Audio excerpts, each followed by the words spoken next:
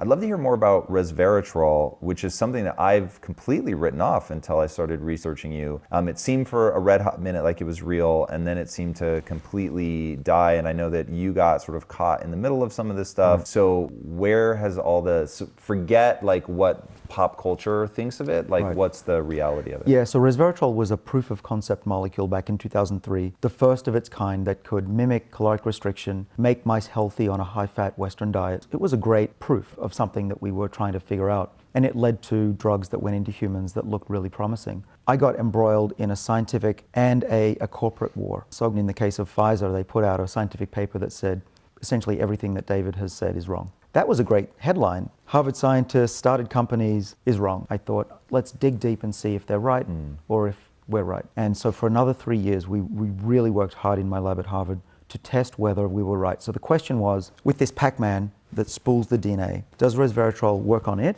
or is it working on something else? And that, to scientists, is really important, because if it's not working on this, all the drugs that we're trying to work on this are probably working the wrong way that we thought. To cut a long story short, what we found and published in the journal Science, which is one of the top you can do, and I say that because it's validated science, is that we showed that resveratrol does bind to the Pac-Man and it is responsible for this. And we now have new information that we haven't published, but I'll tell your audience about it. We've made a mouse that is resistant to activation of the Pac-Man. We can tweak the enzyme just in one amino acid in that protein out of about 1,000 that blocks this movement activation. It's normally chewing like this, but if we add resveratrol to a normal mouse, it'll do that. To our mutant mouse, it's this. And which is better? What the do you mean? rapid munching? Rapid munching's better. Okay. Because the rapid was, we think, was responsible for the health benefits and the longevity So effects. what you're showing is by slowing it down, you cause real problems, and thusly, if you have resveratrol on there and get it munching really fast, that you've done something positive. Right, and our mutant mouse should be resistant to the benefits of resveratrol if we're right.